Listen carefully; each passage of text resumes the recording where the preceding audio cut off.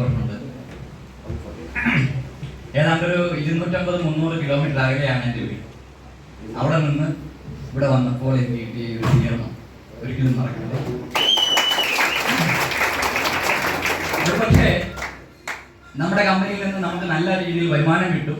പക്ഷെ അതിനേക്കാൾ ഉപരി കിട്ടുന്ന ഒരുപാട് കാര്യങ്ങളുണ്ട്. സന്തോഷം, നല്ല ജീവിതം, ഒരുപാട് പേർക്ക് ഉപകാരം ചെയ്യാനുള്ള അവസരം, ഇങ്ങനെ ഒരുപാട് കാര്യങ്ങൾ കിട്ടുന്ന ഇന്ന് നമുക്ക് കിട്ടാവുന്നതിൽ വെച്ച് ഏറ്റവും നല്ലൊരു അവസരമാണ് ഇന്ന് രഞ്ജിത് സാർ ഇന്ന് പറഞ്ഞത്. ശരിക്കും ഞാൻ ഈ ഒരു ബിസിനസ് എന്നെ പരിചയപ്പെടുത്തി, അതുകൊണ്ട് ഞാൻ കൂടുതൽ പരിചയപ്പെടുത്തുന്നില്ല. ആലപ്പുഴയാണ് വീട്. സർക്കാർ ഉദ്യോഗസ്ഥനായിരുന്നു. റിട്ടയർമെന്റിന് ശേഷം 2018 മാർച്ച് മുതലാണ് സജീവമായിട്ട് ഈ ബിസിനസ് ഏറ്റെടുത്ത് ചെയ്യാനായിട്ട് ഒരുപാട് കാര്യങ്ങളുണ്ടായിരുന്നു. അതിൽ ഏറ്റവും പ്രധാന കാരണം എന്ന് പറയുന്നത്, ശരിക്കും പറഞ്ഞാൽ റിട്ടയർമെന്റിന് മുമ്പ് തന്നെ ഞാൻ ഈ ബിസിനസ് ആരംഭിച്ചു. 2015 അവസാനം എൻ്റെ ഏറ്റവും പ്രിയപ്പെട്ട 2 സുഹൃത്തുക്കൾ അനൂപ് സാർ, അനീഷ് സാർ, ഇന്നവര് കമ്പനിയുടെ ഡയമണ്ട് റാങ്കിൽ നിന്ന് ബിസിനസ് ചെയ്യുന്നവരാണ്. വർഷങ്ങളായിട്ട് അറിയാവുന്നവരാണ്. അവർ വന്ന് പറയുമ്പോൾ ഒരിക്കലും നോ എന്ന് പറയാൻ പറ്റില്ല. ഞാൻ അന്ന് തിരുവല്ല, അറിയാമല്ലോ അല്ലേ, കേട്ടിട്ടുണ്ടോ? എങ്കിലും ഞങ്ങൾ ഫ്രീക്വന്റ്ലി കാണുമായിരുന്നു. അങ്ങനെ ഞങ്ങളുടെ കുറച്ച് സുഹൃത്തുക്കളെ, കോമൺ ആയിട്ടുള്ള കുറച്ച് സുഹൃത്തുക്കളെ ബിസിനസ്സിലേക്ക് പരിചയപ്പെടുത്തി. അങ്ങനെ വന്ന ആൾക്കാരാണ് നേരത്തെ സൂചിപ്പിച്ച ശരൺകുമാർ, ഇപ്പൊ ITC ആണ്. അതുപോലെ തന്നെ മിഥുൻ വി കുമാർ ITC ആണ്. നിതിൻ ബാബു ITC ആണ്. പക്ഷേ അവരെല്ലാം വന്ന് കുറെ നാളുകൾക്ക് ശേഷം, അതായത് 2.5 വർഷത്തോളം കഴിഞ്ഞിട്ടാണ് റിട്ടയർമെന്റിന് ശേഷം 2017 ജൂലൈയിലാണ് ഡെപ്യൂട്ടി കളക്ടറായിട്ട് റിട്ടയർ ചെയ്യുന്നത്. അതിനുശേഷം ശരിക്കും പറഞ്ഞാൽ അന്ന് തന്നെ ഞാനൊരു വാക്ക് കൊടുത്തിരുന്നല്ലോ അനൂപ് സാറിന്, റിട്ടയർമെന്റിന് ശേഷം ബിസിനസ്സിലേക്ക് വരാമെന്ന്. അതുകൊണ്ട് തന്നെ റിട്ടയർ ചെയ്ത് ഞാൻ എറണാകുളം കളക്ടറേറ്റ് ചെയ്യുന്ന വീട്ടിലെത്തിയപ്പോൾ അവർ 2 പേരും അവിടെ ഉണ്ടായിരുന്നു. സാറേ ഇനി നമുക്ക് നന്നായിട്ട് ഇറങ്ങാമല്ലോ എന്ന് പറഞ്ഞു. പക്ഷെ പല കാരണങ്ങളാൽ ഇങ്ങനെ അത് മാറ്റി വെച്ചു. വേറെ കൊണ്ടല്ല, എനിക്ക് മനസ്സിൽ ഉള്ളിലൊരു ആശങ്കയുണ്ടായിരുന്നു. കാരണം ഏത് മേഖലയിൽ ഇറങ്ങിയാലും അവിടെ എന്തെങ്കിലുമൊക്കെ ആകണമെന്ന് ചെറുപ്പം മുതലേ താല്പര്യമുള്ളൊരു വ്യക്തിയാണ്. അതുകൊണ്ട് തന്നെ ഈ ഒരു മേഖലയിലേക്ക് ഇറങ്ങിയാൽ എനിക്ക് എന്തെങ്കിലും ചെയ്യാൻ പറ്റുമോ? കാര്യം ഞാൻ കാണുന്നത് ചെറുപ്പക്കാരായിട്ടുള്ള കുറെ ആൾക്കാരെയാണ്. അപ്പൊ അതുകൊണ്ട് അവരെ പോലെ എനിക്ക് ചെയ്യാൻ പറ്റുമോ? കാര്യം 56 വയസ്സ് കഴിഞ്ഞു, ഇനി എനിക്കിത് ചെയ്യാൻ പറ്റുമോ എന്നൊക്കെയുള്ള ഒരു ആശങ്കയുണ്ടായിരുന്നു. അങ്ങനെ കുറെ നാള് അവരോട് കള്ളമൊക്കെ പറഞ്ഞിങ്ങനെ കഴിഞ്ഞു. അങ്ങനെ ഇരിക്കുകയാണ് 2018 ഫെബ്രുവരി മാസം 18-ാം തീയതി നമ്മുടെയൊക്കെ ഈ ഒരു ബിസിനസ് ചെയ്യുന്ന ആൾക്കാർക്ക് ഒരിക്കലും മറക്കാൻ പറ്റാത്തൊരു പേര്, അല്ലെങ്കിൽ ഇന്ന് ഇന്ത്യൻ ഡയറക്ട് സെല്ലിംഗ് ഇൻഡസ്ട്രിയുടെ ചരിത്ര പുരുഷൻ എന്ന് പറയാൻ പറ്റുന്ന ഒരു വ്യക്തി മൊബീൻ മുഹമ്മദ്. അദ്ദേഹത്തിന്റെ നേതൃത്വത്തിൽ ഒരു വലിയൊരു പ്രോഗ്രാം 2018 ഫെബ്രുവരി മാസം 18-ാം തീയതി കോഴിക്കോട് വെച്ച് നടന്നു. അതിന്റെ പേര് ഭ്രമരം എന്നാണ്. ഇവിടെ ഇരിക്കുന്നവർക്ക് വേണമെങ്കിൽ യൂട്യൂബിൽ കയറി കഴിഞ്ഞാൽ കാണാൻ പറ്റും. അപ്പൊ ഞാൻ അവിടെ ചെന്നപ്പോൾ കണ്ടത് ഏതാണ്ടൊരു 10,000-ത്തിലധികം ആൾക്കാർ. കമ്പനി തുടങ്ങിയിട്ട് ആകപ്പാടെ കുറച്ച് നാളുകളെ ആയിട്ടുള്ളൂ. എന്ന് മാത്രമല്ല, കേരളത്തിലേക്ക് അത് വന്നിട്ട് വളരെ കുറച്ച് നാൾ, അതായത് 2016 ഏപ്രിൽ മാസം 4-ാം തീയതിയാണ് കമ്പനിയുടെ ഓഫീസ് എറണാകുളത്ത് തുടങ്ങുന്നത്. അപ്പോൾ ഇത്രയും ചുരുങ്ങിയ സമയം കൊണ്ട് കമ്പനി ഇത്രയും വലുതായോ എന്നുള്ളൊരു സംശയം ഉണ്ടായി. സ്വാഭാവികമായിട്ടും അന്ന് എൻ്റെ മനസ്സിലൊരു മാറ്റം വന്നു. അതായത് ഞാൻ നോക്കിയപ്പോൾ ഒരുപാട് എന്നെ പോലെ അല്ലെങ്കിൽ എന്നേക്കാൾ പ്രായമുള്ള ധാരാളം ആൾക്കാർ ഈ ബിസിനസ് ചെയ്യുന്നതും അവര് ഇതിലൂടെ അച്ചീവ് ചെയ്തു വന്നെന്ന് പറയുന്നു. അപ്പൊ സ്വാഭാവികമായിട്ടും എന്റെ മനസ്സിലും ഒരു ലഡു പൊട്ടി. അപ്പൊ എനിക്ക് ചെയ്യാൻ പറ്റും എന്നുള്ളൊരു തോന്നൽ വന്നു. അങ്ങനെ ആ ഒരു പ്രോഗ്രാമിന് ശേഷം നാട്ടിൽ വന്നു. അത് കഴിഞ്ഞ് ഉടനെ തന്നെ അവർ പറഞ്ഞു, സാർ ഒരു റെസിഡൻഷ്യൽ ട്രെയിനിങ് പ്രോഗ്രാം ഉണ്ട്, സാർ അതും കൂടെ അറ്റൻഡ് ചെയ്ത് കഴിഞ്ഞാൽ ഒന്നും കൂടെ ഈ കാര്യങ്ങളൊക്കെ നന്നായിട്ട് മനസ്സിലാക്കാൻ പറ്റും. അങ്ങനെ എറണാകുളത്ത് വെച്ച് നമ്മുടെ മൊബീൻ സാറിന്റെ നേതൃത്വത്തിൽ നടന്നൊരു റെസിഡൻഷ്യൽ ട്രെയിനിങ് പ്രോഗ്രാമിൽ പങ്കെടുത്തു. അങ്ങനെ ആ ഒരു പ്രോഗ്രാമിൽ പങ്കെടുത്തതിന് ശേഷം ഈ ബിസിനസിന്റെ ഡെപ്ത് എന്താണെന്ന് എനിക്ക് മനസ്സിലായി. കാര്യം ആർക്ക് വേണമെങ്കിലും ചെയ്ത് വിജയിപ്പിക്കാൻ പറ്റുന്ന ഒരു അവസരമാണ്. അതൊരിക്കലും നമ്മൾ കൈവിടാൻ പാടില്ല എന്നുള്ള കാര്യം മനസ്സിലായി. അങ്ങനെ ശക്തമായിട്ട് ചെയ്യാൻ തുടങ്ങിയപ്പോൾ തന്നെ എനിക്ക് ഒരു അനുകൂല സാഹചര്യം ഉണ്ടായി. അതായത് ഞാൻ ഈ ബിസിനസ്സിൽ വന്നതിന്റെ പ്രധാന ഉദ്ദേശം തന്നെ ഒരുപക്ഷെ എനിക്ക് പറയാൻ പറ്റും, സ്ഥലങ്ങൾ കാണണം. എനിക്ക് വളരെ ചെറുപ്പത്തിലേ ഉള്ള ആഗ്രഹമാണ് ഒരുപാട് സ്ഥലങ്ങൾ കാണുക എന്നുള്ളത്. നിങ്ങൾക്ക് അങ്ങനെ ആഗ്രഹമുണ്ടോ? അപ്പൊ അതുകൊണ്ട് തന്നെ സ്കൂളിലൊക്കെ പഠിക്കുന്ന സമയത്ത് അന്ന് ഫാദർ ഗവൺമെന്റ് ജോലിയിലായിരുന്നു. എങ്കിൽ പോലും ഞങ്ങൾ 4 കുട്ടികളാണ്. അപ്പൊ അതുകൊണ്ട് തന്നെ ടൂറൊക്കെ പോകാൻ നേരത്ത് എന്നോട് പറയണം അടുത്ത പ്രാവശ്യം പോകാം. പക്ഷെ വഴക്കിട്ട് എല്ലാ ക്ലാസ്സിലും ടൂറിന് പോയിട്ടുണ്ട്. അപ്പൊ അങ്ങനെ ഈ ബിസിനസ് വന്നു. ഒരു 2 മാസമൊക്കെ ആയപ്പോഴത്തേക്ക് കമ്പനി ഒരു അനൗൺസ്മെന്റ് നടത്തി, 2ാമത്തെ ഇന്റർനാഷണൽ കൺവെൻഷൻ ദുബായ് വെച്ച് നടക്കുന്നു. 3.5 ലക്ഷം ബിസിനസ് വോളിയം 12 ആഴ്ച കൊണ്ട് കൊടുക്കുകയാണെങ്കിൽ ഏതൊരാൾക്കും അവിടെ പോകാം. സ്വാഭാവികമായിട്ടും വളരെ ചെറുപ്പം മുതലേ അല്ലെങ്കിൽ ഓർമ്മ വെച്ച നാളുകൾ തൊട്ടുള്ള ആഗ്രഹമാണ് എവിടെ പോവാ, ദുബായ് പോവാ. നമ്മുടെ ഒരുപാട് സുഹൃത്തുക്കളും ബന്ധുക്കളും എൻ്റെ അടുത്ത അഴിയൻ വരെ ദുബായ് ജോലി ചെയ്തിട്ടുണ്ട്. അപ്പൊ അവരാരും തന്നെ എന്നെ ദുബായിലേക്ക് കൊണ്ടുപോകാമെന്നൊന്നും പറഞ്ഞിട്ടുമില്ല, കൊണ്ടുപോയിട്ടുമില്ല. അപ്പം അവരവിടെ വന്നു പക്ഷേ ഒരുപാട് കാര്യങ്ങളൊക്കെ പറയും. ദുബായിലെ ചരിത്ര, അവിടുത്തെ കണ്ടുപിടുത്തങ്ങളും അല്ലെങ്കിൽ അവിടുത്തെ ജീവിത രീതിയെ കുറിച്ചൊക്കെ അവരോട് പറയുമായിരുന്നു. അപ്പൊ അന്നത്തെ എൻ്റെ ഒരു ആഗ്രഹമാണ് അവിടെ പോകണം. അപ്പൊ അതുകൊണ്ട് തന്നെ കമ്പനി ഇങ്ങനെ ഒരു അനൗൺസ്മെന്റ് നടത്തിയപ്പോൾ 100% അത് വിജയിക്കണം, ആ ഒരു കോൺടെസ്റ്റ് വിജയിക്കണം എന്നുള്ളൊരു ആഗ്രഹം വന്നു. അങ്ങനെ അന്ന് എൻ്റെ കൂടെ ഒരു സൈഡിൽ ഇങ്ങനെ ഇഷ്ടംപോലെ ആൾക്കാരുണ്ട്. അന്ന് തുടക്കത്തിൽ വന്ന ആൾക്കാർ NTC ഒക്കെ കഴിഞ്ഞു. പക്ഷെ ഇപ്പോഴത്തെ സൈഡില് നിങ്ങൾ പുതിയതായിട്ട് ബിസിനസ് വന്നവർ അല്ല, ബിസിനസ് കേട്ടവർക്ക് അറിയാം, നമുക്ക് 2 ഓർഗനൈസേഷനാണ് ഇവിടെ ഡെവലപ്പ് ചെയ്യേണ്ടത്. അതിൽ ഒരു ഓർഗനൈസേഷൻ വളരെ നന്നായിട്ട് ഡെവലപ്പ് ചെയ്തു. പക്ഷെ രണ്ടാമത്തെ ഓർഗനൈസേഷനിൽ ആരും ഇല്ല, 0-യിലാണ്. പക്ഷേ ആ ഒരു സമയത്തും അത് വിജയിക്കണം എന്നുള്ളൊരു ആഗ്രഹം ഉണ്ടായിരുന്നുകൊണ്ട് രാഹുൽ ഇല്ലാതെ പോയി. അങ്ങനെ മുന്നോട്ട് പോയപ്പോൾ 12ാമത്തെ ആഴ്ചയിൽ എനിക്ക് ദുബായ് ട്രിപ്പ് അച്ചീവ് ചെയ്യാൻ കഴിഞ്ഞു. അപ്പോൾ സ്വാഭാവികമായിട്ടും എനിക്കിത് പറ്റുമെന്നുള്ളൊരു കോൺഫിഡൻസ് ഒന്നുകൂടി ഉണ്ടായി. എന്നേക്കാൾ കഴിവും എന്നേക്കാൾ സ്വപ്നങ്ങളും ഒക്കെയുള്ള ധാരാളം ആൾക്കാർ എന്നോടൊപ്പം ബിസിനസ്സിലേക്ക് വന്നു. അതുകൊണ്ട് തന്നെ ബിസിനസ് പടിപടിയായിട്ട് മുന്നോട്ട് പോയി. അങ്ങനെ ഇരിക്കെ അനൂപ് സാർ ഒരു കാര്യം പറഞ്ഞു, സാർ ഉപയോഗിക്കുന്ന കാർ ഏതാണ്ട് ഒരു 12 വർഷത്തോളം പഴക്കമുള്ള ഒരു വണ്ടിയാണ്, അത് കൊണ്ടുപോയി ആൾക്കാരോടൊന്നും പറഞ്ഞു കഴിഞ്ഞാൽ ഇത് വിശ്വസിക്കത്തില്ല, അതുകൊണ്ട് സാർ ആദ്യം തന്നെ ആ കാർ ഒന്ന് മാറ്റണം. അങ്ങനെ ഞാനും തീരുമാനിച്ചു എന്തായാലും ആ കാർ മാറ്റാം. കാര്യം പല സമയങ്ങളിലും അത് വഴിയിലൊക്കെ നിന്നിട്ടുണ്ട്. തഹസിൽദാരായിട്ടിരുന്നപ്പോഴും ഡെപ്യൂട്ടി കളക്ടറായിരുന്നപ്പോഴൊക്കെ അത് മാറ്റാമായിരുന്നു. പക്ഷെ അന്ന് കുട്ടികളൊക്കെ പഠിച്ചുകൊണ്ടിരുന്നതുകൊണ്ട് അത്രയും നടക്കുന്നില്ല. പക്ഷെ ബിസിനസ്സിൽ വന്നു. ഏതാണ്ട് 1 വർഷം പൂർത്തിയാകുന്നതിന് മുമ്പ് തന്നെ 14.5 ലക്ഷം രൂപ വരെയുള്ള ഹുണ്ടായുടെ വെർണ കാർ എനിക്ക് വാങ്ങിക്കണം. അത് കഴിഞ്ഞ് അടുത്ത അച്ചീവ്മെന്റ് എന്ന് പറയുന്നത് കമ്പനി ദുബായിലോട്ട് കൊണ്ടുപോയി. കമ്പനിയുടെ വലിപ്പം എന്താണെന്ന് കൃത്യമായിട്ട് എനിക്ക് മനസ്സിലാക്കാൻ പറ്റും. കാര്യം ദുബായിലെ തന്നെ എന്നോടൊപ്പം അറിയാവുന്ന, എന്നോടൊപ്പം പഠിച്ചിട്ട് അവിടെ ജോലി ചെയ്യുന്ന ധാരാളം ആൾക്കാരുണ്ട്. അവർ പോലും എന്നോട് പറഞ്ഞിട്ടുണ്ട് ഇതുപോലുള്ള ഹോട്ടലുകളിലൊന്നും സാധാരണക്കാർക്ക് താമസിക്കാൻ പറ്റില്ല. കാര്യം ദുബായിലെ ഏറ്റവും പ്രസ്റ്റീജിയസ് ആയിട്ടുള്ള ഒരു ലക്ഷറീസ് ആയിട്ടുള്ള ഒരു ഹോട്ടൽ ഹിൽട്ടൺ പാലസ്, അത് നിൽക്കുന്നത് തന്നെ ഏറ്റവും പ്രൈം ലൊക്കേഷനിലാണ്. അവിടെയാണ് കമ്പനി കൊണ്ടുപോയത്. 5 ദിവസത്തോളം അവിടെ താമസിപ്പിച്ച് ദുബായിൽ എന്തെല്ലാം കാണാമോ അതെല്ലാം തന്നെ കണ്ടു. അതിൻ്റെ ഇടയ്ക്ക് എനിക്ക് ഒന്നും കൂടെ പറയാൻ പറ്റും, എൻ്റെ സുഹൃത്ത് എന്നെ കാണാനായിട്ട് അവിടെ വന്നിരുന്നു. അദ്ദേഹത്തിന് ശരിക്കും പറഞ്ഞാൽ ആ ഹോട്ടലിൻ്റെ ഉള്ളിലോട്ട് വരാനായിട്ട് പേടിയാണ്. കാര്യം അവിടെ വിദേശ രാജ്യങ്ങളിൽ നിന്നൊക്കെ VIPs വരുമ്പോൾ താമസിപ്പിക്കുന്ന ഹോട്ടലാണ്. അവിടെ അങ്ങനെ പെട്ടെന്നൊന്നും ഒരാൾക്ക് വരാൻ പറ്റില്ലെന്നാണ് അദ്ദേഹം കരുതിയിരുന്നത്.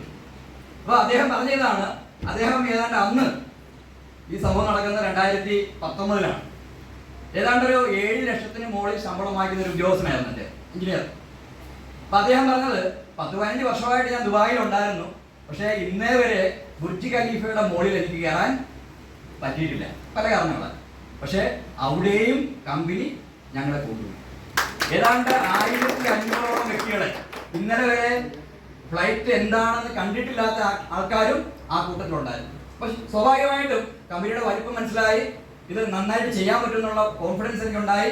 അങ്ങനെ അത് നന്നായിട്ട് പോയി. അങ്ങനെ മുന്നോട്ട് പോയപ്പോൾ 2020 ജനുവരി മാസം 24-ാം തീയതി ഒരു അധിക വരുമാനം മാത്രമേ ഞാൻ ആഗ്രഹിച്ചിരുന്നുള്ളൂ വരുന്ന സമയത്ത്, അതായത് പെൻഷൻ കൂടാതെ ഒരു വരുമാനം. പക്ഷേ ആ ആഴ്ചയിൽ എനിക്ക് കിട്ടിയ വരുമാനം 2,10,000. ഒപ്പം കമ്പനിയുടെ RTC എന്നുള്ള റാങ്കിലേക്കും എത്തി. അതായത് കമ്പനി ബിസിനസ് തുടങ്ങി, ആക്റ്റീവായിട്ട് ബിസിനസ് തുടങ്ങി ഏതാണ്ട് 2 വർഷം ആകുന്നതിന് മുമ്പ് തന്നെ ആ വലിയ എമൗണ്ട്, ഒരിക്കലും വാങ്ങിക്കില്ല എന്ന് ചിന്തിച്ചിരുന്ന ആ എമൗണ്ട് കൂടി എനിക്ക് വാങ്ങിക്കുന്നത്. അപ്പം എന്തിനാണ് ഞാൻ ഈ ബിസിനസ്സിലേക്ക് വന്നത്, അല്ലെങ്കിൽ എന്തുകൊണ്ട് വന്നു എന്ന് ഒരുപാട് പേര് ചോദിക്കാറുണ്ട്. അതിനുള്ള ഉത്തരം ഇതാണ്, ജോലിയിലിരിക്കുന്നത് തന്നെ ആഗ്രഹിച്ചിരുന്നതാണ്. ജോലി കഴിയുമ്പോൾ റിട്ടയർമെന്റിന് ശേഷം എന്തെങ്കിലും കാര്യങ്ങൾ എൻഗേജ് ആകും. നിങ്ങൾക്കറിയാം, പല സർക്കാർ ഉദ്യോഗസ്ഥരും റിട്ടയർ ചെയ്ത് കഴിഞ്ഞിട്ട് എന്തായിരിക്കും ചെയ്യുന്നത്? കൊച്ചുകുട്ടികളുണ്ടെങ്കിൽ അവരെ കളിപ്പിക്കുക, അല്ലെങ്കിൽ അമ്പല കമ്മിറ്റി, അല്ലെങ്കിൽ പള്ളി കമ്മിറ്റി, അല്ലേ? ഇങ്ങനെയൊക്കെയാ. എൻ്റെ കൂടെ റിട്ടയർ ചെയ്ത്, ഇപ്പം ഞാൻ റിട്ടയർ ചെയ്തിട്ട് 5-6 വർഷം കഴിഞ്ഞു. അന്നത്തെ എൻ്റെ കൂടെ ജോലി ചെയ്ത പല ആൾക്കാരും ജീവിച്ചിട്ടുണ്ടോ എന്ന് പോലും എനിക്കറിയില്ല. പക്ഷെ ഞാൻ ജീവിച്ചിട്ടുണ്ടെന്ന് ഞാൻ എല്ലാവർക്കും. കാര്യം എന്താണെന്ന് വെച്ചാൽ എൻ്റെ ഒരുപാട് പോസ്റ്റിംഗ് ഒക്കെ നമ്മുടെ വാട്സാപ്പിലും സ്റ്റാറ്റസിലും ഫേസ്ബുക്കിലൊക്കെ വരുന്നുണ്ട്. കാണിക്കേണ്ടതായിട്ട് ഒരുപാട് കാര്യങ്ങളുണ്ടല്ലോ. നേരത്തെ ഇവിടെ കമറുദ്ദീൻ സാർ പറഞ്ഞു, ഒരു അല്ലെങ്കിൽ അല്ല റഫീഖ് സാറാണ് പറഞ്ഞത്, അതായത് ഒരു സർക്കാർ ഉദ്യോഗസ്ഥൻ റിട്ടയർമെന്റിന് ശേഷം ചിന്തിക്കാത്ത ഒരു നേട്ടം. ഏതാണ്ട് 64 ലക്ഷം രൂപ വരെയുള്ള മെഴ്സിഡസ് ബെൻസ് ആ കാർ ഒരാൾ വാങ്ങിച്ചിട്ടുണ്ടെങ്കിൽ അത് ഫേസ്ബുക്കിൽ കാണിക്കണ്ടേ? ഞാനാ വാങ്ങിച്ചു. അപ്പൊ ഇങ്ങനെയൊക്കെയുള്ള ഒരുപാട് നേട്ടങ്ങളാണ് എനിക്ക് ഈ ഒരു ബിസിനസ് വന്നുകൊണ്ട് നേടിയത്.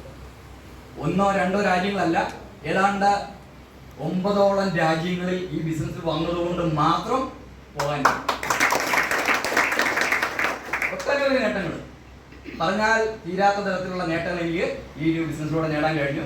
എനിക്ക് ഇന്ന് ഈ ഒരു അവസരം ആദ്യമായിട്ട് കേട്ട ആൾക്കാരോട് പറയാനുള്ളത്, ഒരു പക്ഷേ ഇത് കേൾക്കുമ്പോൾ, ആദ്യമായിട്ട് കേൾക്കുമ്പോൾ നമുക്കൊരു ചിന്ത വരും, കാര്യം വരുമാനമില്ലാത്തവരായിട്ട് ആരും ഇവിടെ ഇല്ലല്ലോ. അപ്പോൾ എനിക്കൊരു വരുമാനമുണ്ട്, ഒരു ജോലിയിൽ നിന്നോ ബിസിനസ്സിൽ നിന്നോ അല്ലെങ്കിൽ മറ്റേതെങ്കിലും മേഖലയിൽ നിന്നോ ഒരു വരുമാനമുണ്ട്. പിന്നെ എന്തിനാണ് വേറൊരു വരുമാനത്തെക്കുറിച്ച് ഞാൻ ചിന്തിക്കുന്നത്? ഒരു തലവേദന എന്തിനാണ് ഏറ്റെടുക്കുന്നത്? സ്വാഭാവികമായിട്ട് ചിന്തിക്കുന്നില്ലേ? ഇല്ലേ? എനിക്കറിയാം നിങ്ങളുടെ മനസ്സിൽ അങ്ങനെ ഒരു ചിന്ത വന്നിട്ടുണ്ട്. അപ്പൊ അങ്ങനെയാണെങ്കിൽ അതിനുള്ളൊരു മറുപടി ഞാൻ പറയാം. അതായത് ലോകത്ത് ഇത് വിജയിച്ചിരിക്കുന്ന ആരെയും നോക്കിക്കൂ, അവരെല്ലാവരും ഏതെങ്കിലും ഒരു മേഖലയിൽ നിന്ന് കിട്ടുന്ന വരുമാനം കൊണ്ടല്ല വിജയിച്ചത്.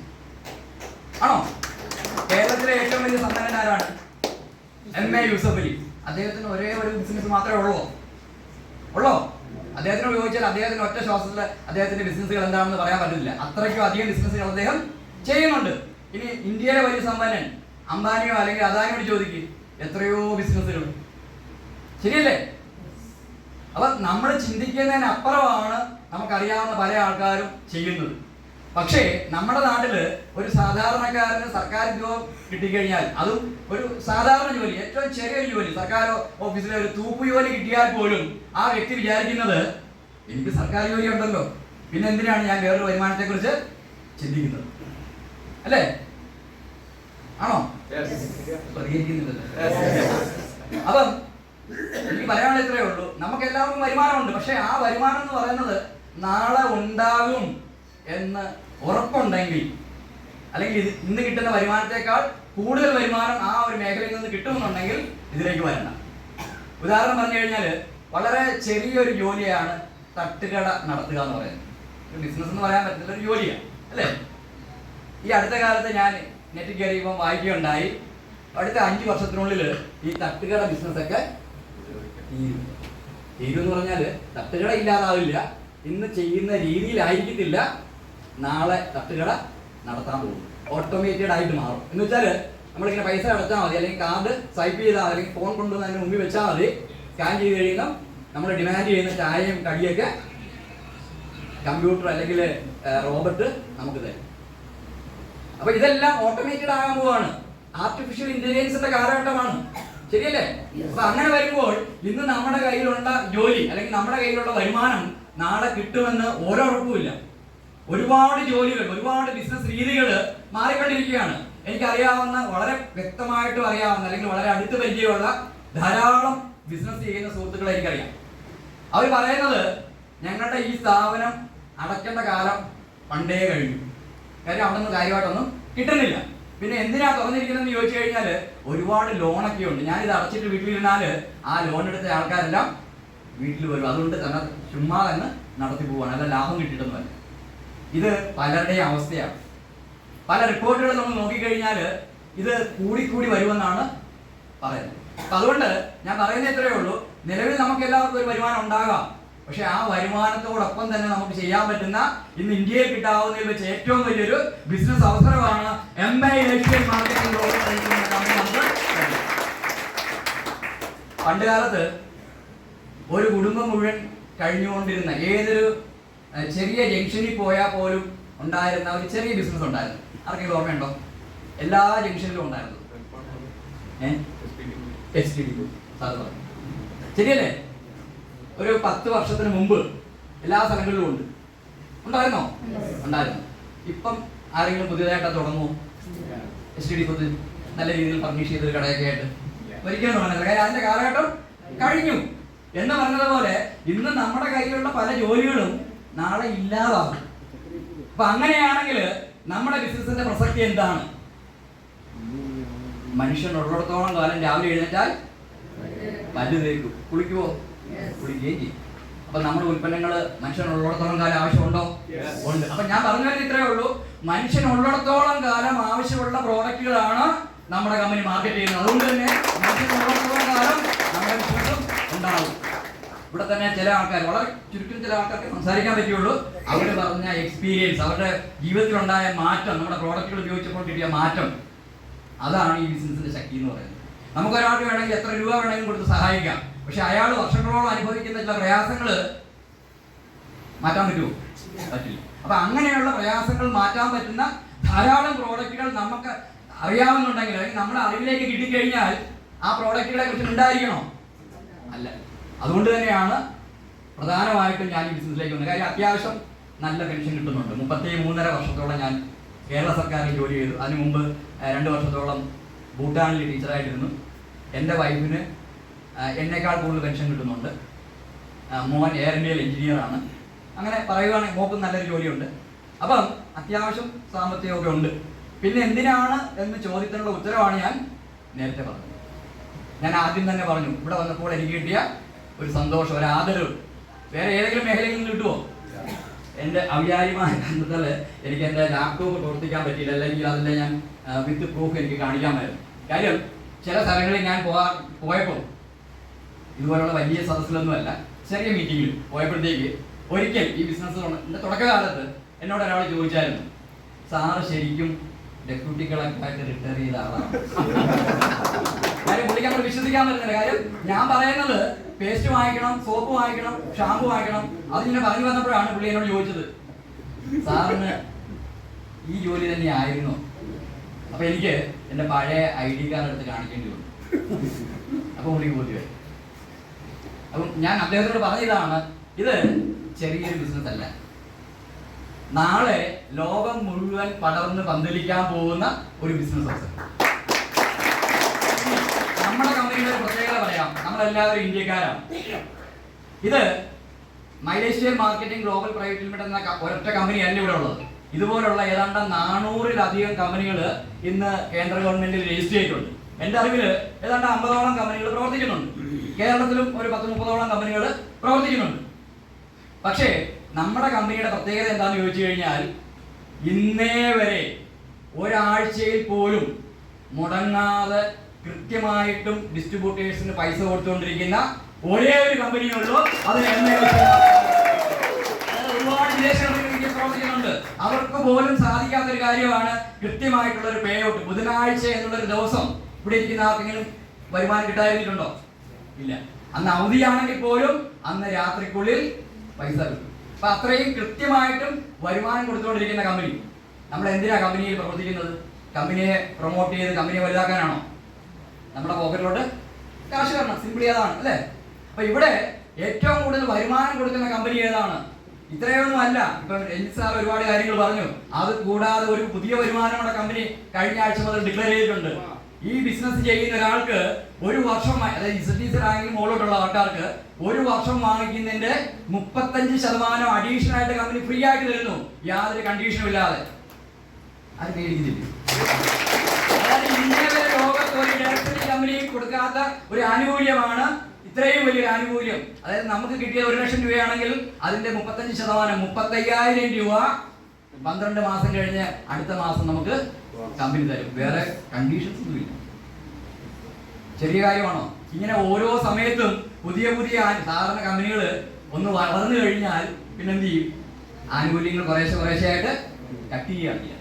കാരണം അത്രയൊക്കെ വലുതായല്ലോ, ഇനി ആൾക്കാരും വലിയ പോകുന്നില്ല. പല വലിയ കമ്പനികളും അങ്ങനെ തന്നെയാണ് ചെയ്തുകൊണ്ടിരിക്കുന്നത്.